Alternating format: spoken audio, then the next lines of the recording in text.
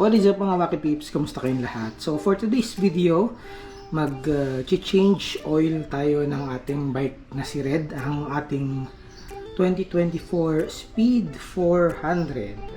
So samahan nyo ako, mag-intro video na muna tayo.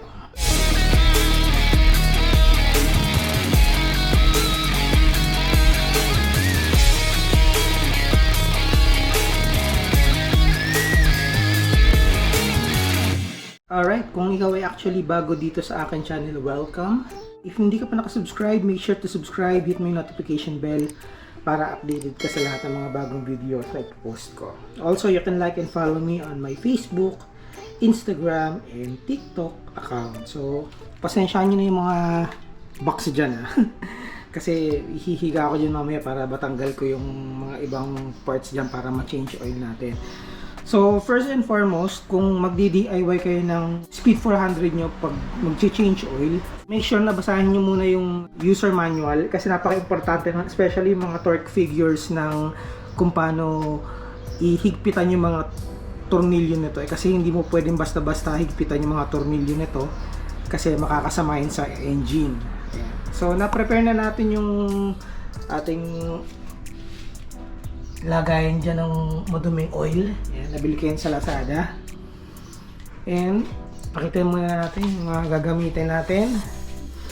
So itong oil filter yan, nabili ko din yan sa Lazada. PM nyo lang ako pag gusto nyo bumili ng ganito para sa Speed 400 nyo. Funnel, gloves. Then ito yung gagamitin nating oil, 2 litro ng 10W50. Yan. And then, syempre, yung mga wrenches natin. And napaka-importante may torque wrench para sakto yung higpit natin dun sa mga mamayang tornilyo na ituturo ko sa inyo. So, mag-start na tayo. So, dito tayo magsisimula. Tatanggalin muna natin itong parang belly pan niya sa ilalim. Para hindi kumalat dyan yung mismong oil. Kasi pag iiwan natin yan, pag baka malagyan yung oil dito sa loob mahirap linisin. So tanggalin mo natin yan. Para matanggal yan, meron yung 4 na Allen screw dito sa ilalim. Ang size niyan is 1/4. So naka-ready na yan. Ayan. Yan siya. So tanggalin na muna natin yun. Let's go.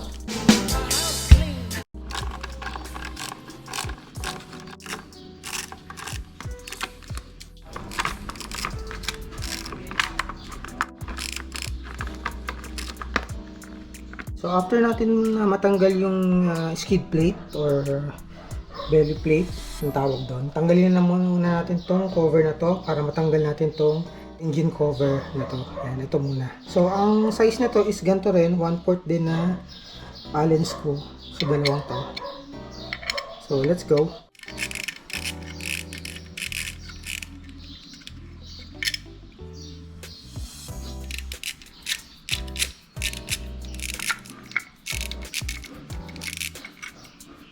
Alright, natanggalan natin to. Mabigat pala to.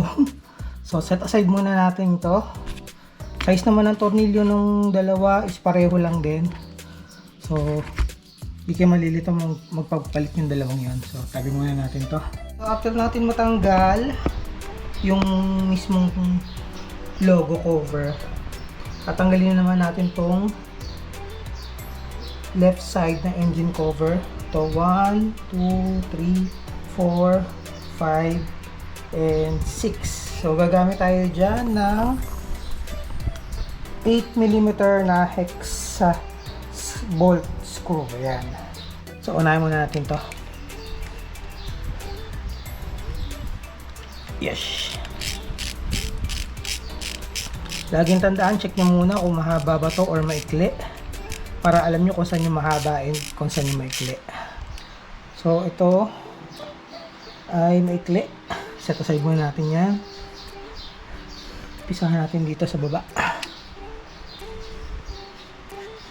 Kasama ba to dito? Ah, hindi. Ito pala. Ayan. So, ito kaya ay mahaba or maikli. Para mahaba to. O, mahaba nga siya. Itong nasa gitnang to, ng bilog, ito maikli. Ayan. Kita nyo yung difference. Ayan. So 1, 2, 3, 4, 5 lang pala. Hindi pala ito kasama. Dito na pala yan sa pin mismong block. Tira natin yung gitna para may mag-hold. Yan, mahaba din to.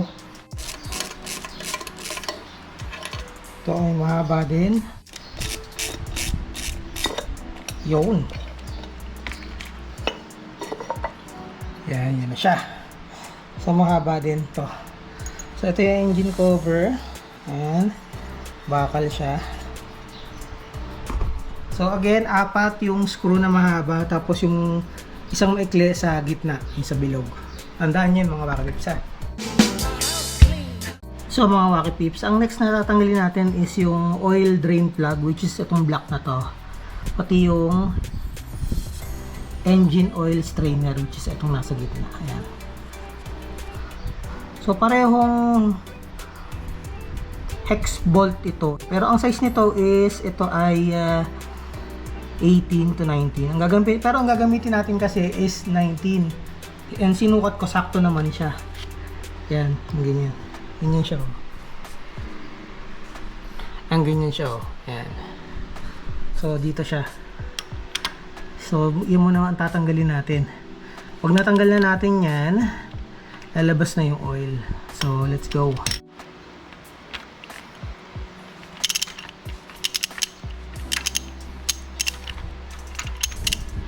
Ayan. Parang wala pong tumutulo ah. Wala pong tumutulo na oil. Oh, wala na akong langis. Grabe.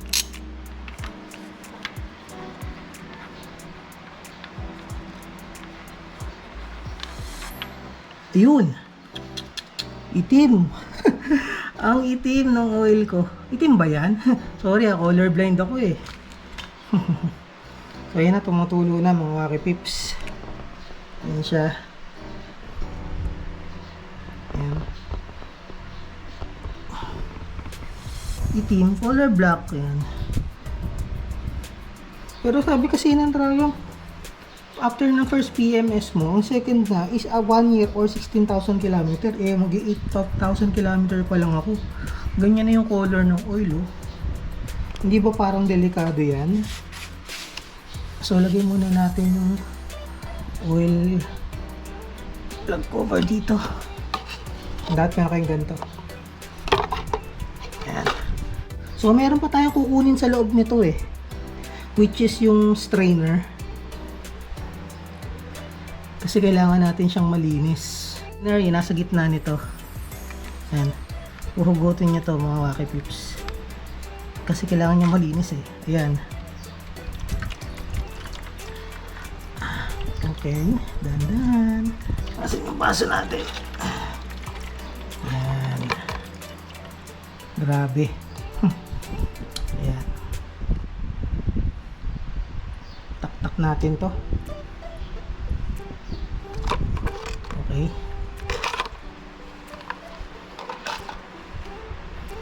Yan, hayaan lang natin yan. May isa pa tayong tatanggalin, which is yung isang strainer dito. Dito sa kabila. Dalawa kasi yan eh. So para matanggal yan, ito naman ang gagamitin natin. 32, I think 12 to 14. 12 to o 13. So siguro 12 to. 12. Yan. 13 kasi ang gamit ko eh. Yan. Which is sakto naman.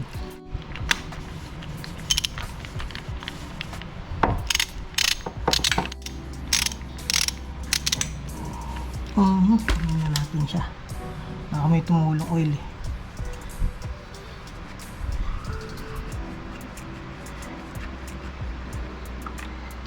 Yun, meron nga. Buti tinanggal ko yung pan. Yan siya, mga Wacky Pips. Yan.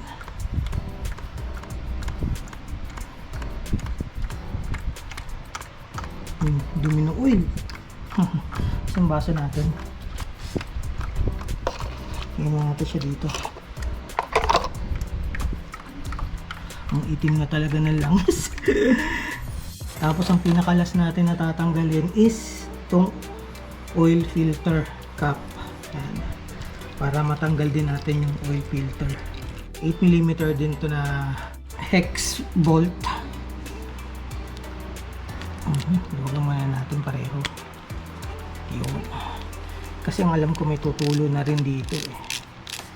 Ingat lang, baka mahulog yung screw. Ingat. Mahaba ba yung screw nito? Medyo mahaba. Yan siya. So, pag medyo maluwag na kamay, pwede nyo nang kamayin yun para hindi mahulog dun sa balde ng lumang oil. Hirap na. Yan. Makamaya natin yung oil filter cover para yung magkahaba yung screw, yung bolt. Tanggalin na natin yung cover. Ayun siya.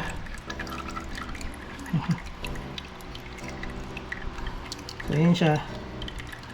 Tandaan lang natin yung orientation niyan para hindi tayo malito mamaya pagbabalik. Set aside muna natin yan. And hintayin natin ma-drain lahat ng oil. Tugutin na rin natin yung oil filter.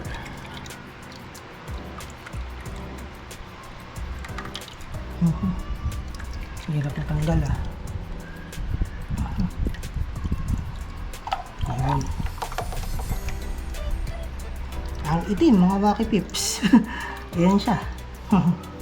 Dispose na natin itong lumang oil filter.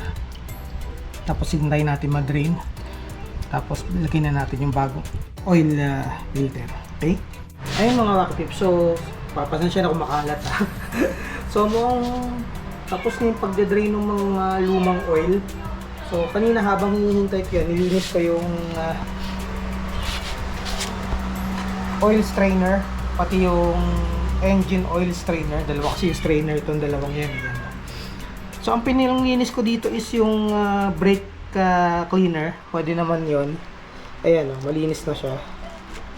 Kanina ang itim yan eh. Ayan. Pati din tong isang to, yung engine oil strainer.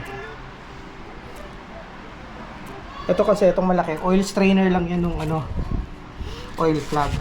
So I think pwede na nating punasan yon, tapos ibalik na natin yung mga strainer, tapos ikabit na natin yung bagong oil filter. Okay, so let's go.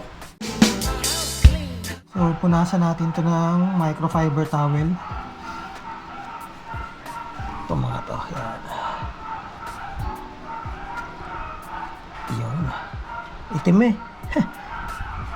Pati din to. Ayan. Bago natin ibalik yung mga strainer, yung mga bolt. Ayan. Tapos ito, punasan din natin to.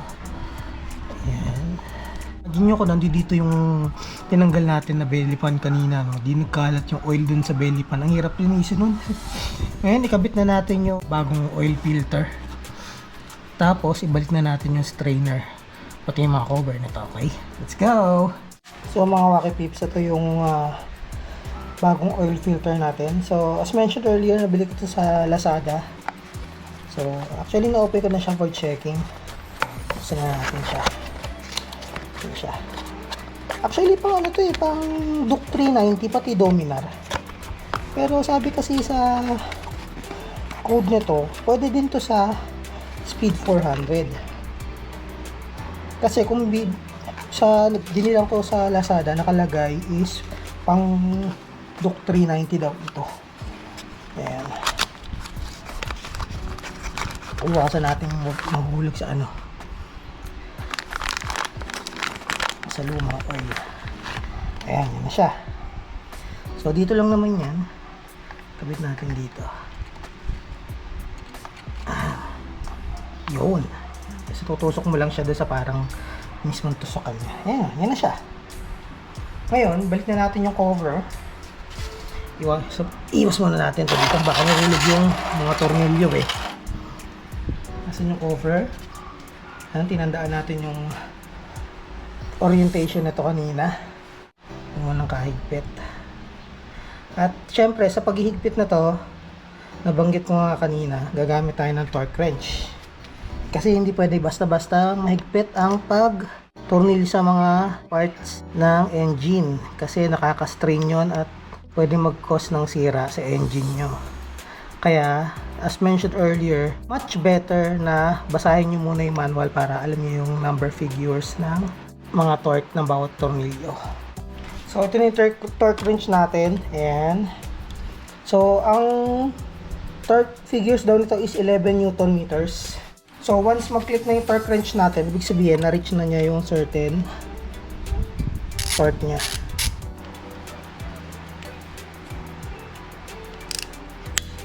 Yun. Kabila.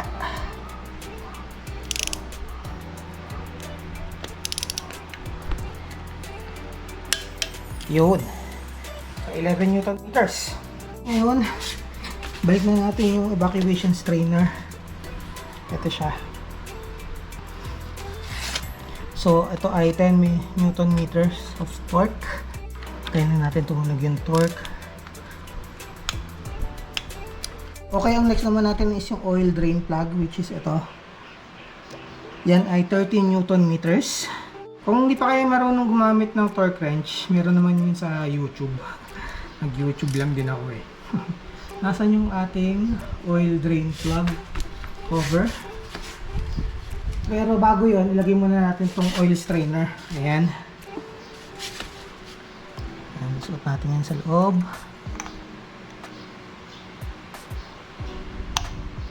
Ayan. Tapos yung ating oil drain plug cover. Ayan. Kamayin muna natin siya. By the way, based sa manual, kailangan yung mga o-ring na to is pinapalitan.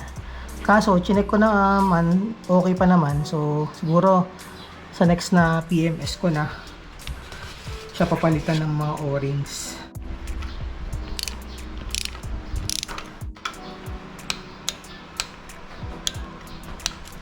Yun. Okay na. 13 Newton meters na yun. So, ilagay na natin yung bagong oil. Okay? Let's go. So, andito na tayo sa right side para malagay na natin yung bagong oil. So, ang recommended na oil based sa manual is fully synthetic na 10W50. Yung merong APISN JSO MA2 yan. Wala akong mahanap na Castrol Ultimate 1 eh. Yun dapat ang recommended eh. Sabi sa kasa. Eh, ito lang yung nakita ko. So, ito na lang yung binili ko. Goods naman daw to eh. So, tara, ilagay na natin siya. So, dito yan nilalagay yung bagong oil dito. Ayan. Ayan. Bah, madali lang pala matanggal to. Ayan. Malalim ba to? Ay, hindi. Ayan, yan siya. Ayan, ito ang ating funnel. Ayan. Suksok natin mabuti. Saka natin ilagay yung oil. Again, 2 liters lang dapat ang ilalagay natin based sa manual. Ayan.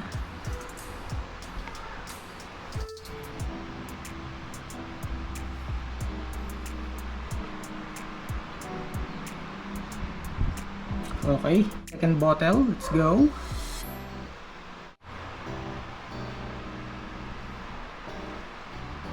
Yes. Yun. So, goods na. Ngayon, ibalik na natin yung cover nito. Tapos, start na natin for 30 seconds para mag-subside yung mismo engine oil na bago. And para ma-check natin kung may mga leak. So, start na natin siya.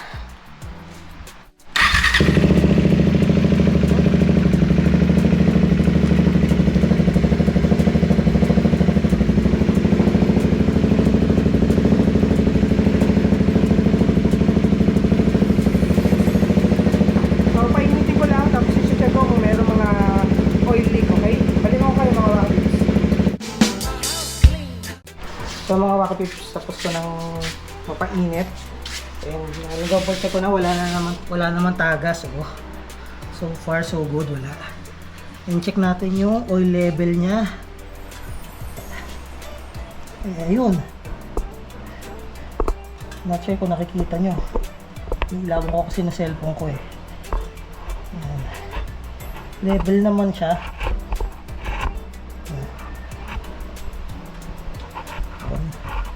Nasa max naman siya. Pero kung gusto niyo malaman kung paano chine-check yun, nasa manual yun. double check nyo na lang. Ngayon, ibalik na natin yung mga cover ng ilang parts. Turo ko rin sa inyo yung mga torque failures nun. Let's go! So, ibalik na natin yung engine cover. So, tandaan dito sa bilog na to, dito yung maikli. Then, the rest yung mahaba. So, unahin muna natin yung isang mahaba dito para i-hold niya. Or better na i-hand tight muna natin lahat isa-isa. Ayan, nata-hand tight ko na. So, ngayon i-torque wrench na natin. So, ito ay 11 Newton meters. Naset ko na yung torque wrench ko na 11 Newton meters. Yun. Tumulog. Yun. Pag tumulog na, yun na yun eh. Yun.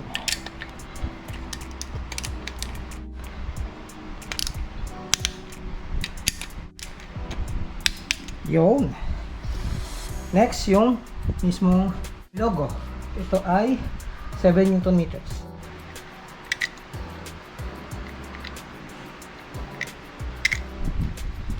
Nakakatakot mo magsakto eh. Baka kasi manggasgasan. Ang ganda pa man din. Kaya ingatan natin yan. Yung mismong badge niya eh. Feeling ko mahal to eh pag nagasgasan to eh.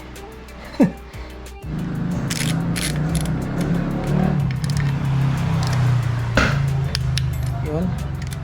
7 Newton meters.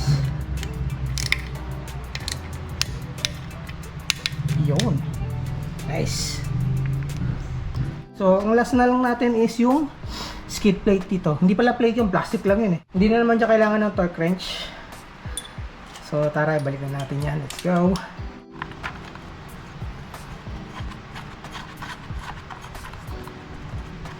Hand tight muna natin. Very far, parang ito yata ang pinakamahirap sa lahat eh. Kasi nasa ilalim eh. Ganda sana kung meron tayo ng ano no. Yung table na itataas no. Solid yun.